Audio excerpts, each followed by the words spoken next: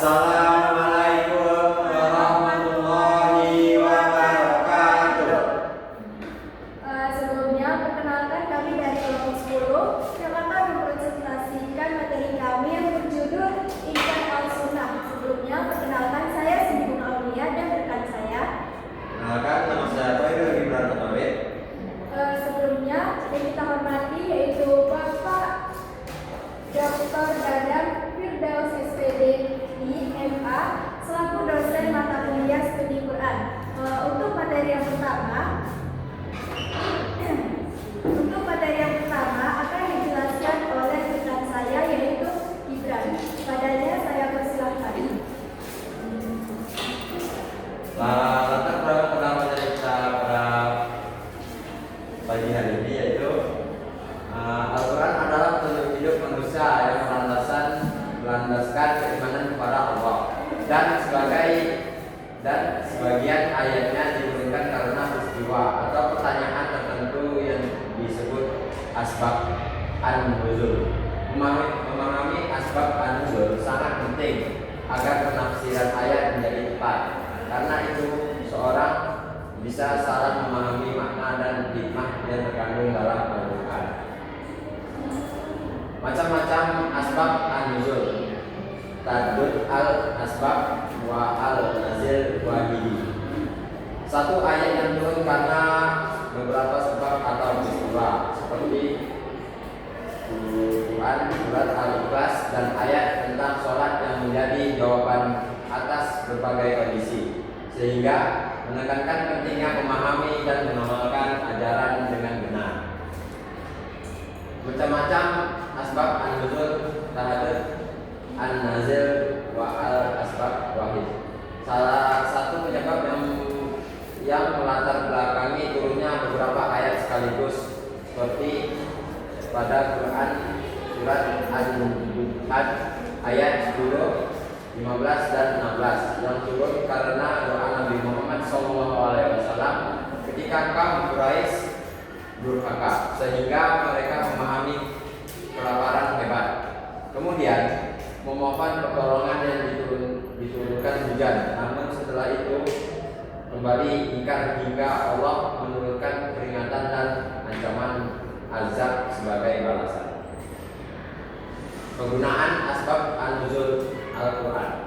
Mengetahui hikmah, menjelaskan hikmah dan tujuan ditetapkannya suatu hukum dan Islam, memperjelas makna ayat, membantu memahami ayat yang masih samar atau sulit dipahami, menentukan kekuasaan hukum, membantu mengetahui apa hukum berlaku khusus sesuai sebabnya, menentukan umum atau khusus, menjelaskan apa ayat berlaku umum atau dalam kondisi tertentu, memudahkan menghafal, membantu hafal dan menguatkan pemahaman ayat Al-Quran.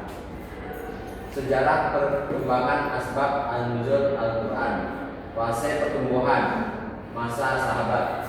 Asbab an-nuzul masih berupa pengetahuan langsung para sahabat yang menyaksikan turunnya wahyu dan memahami latar belakang serta peristiwa yang menyertainya.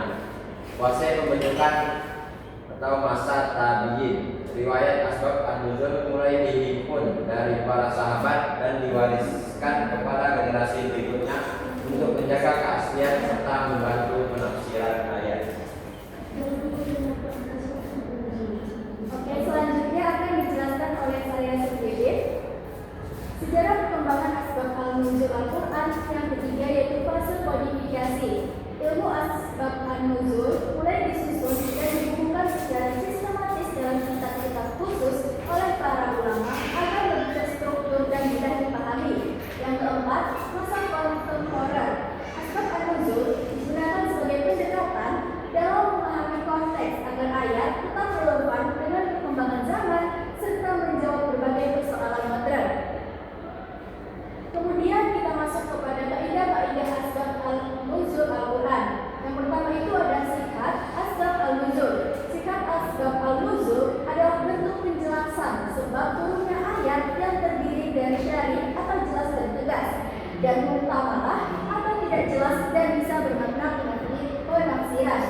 Yang kedua yaitu kedudukan riwayat asbab al-nuzul.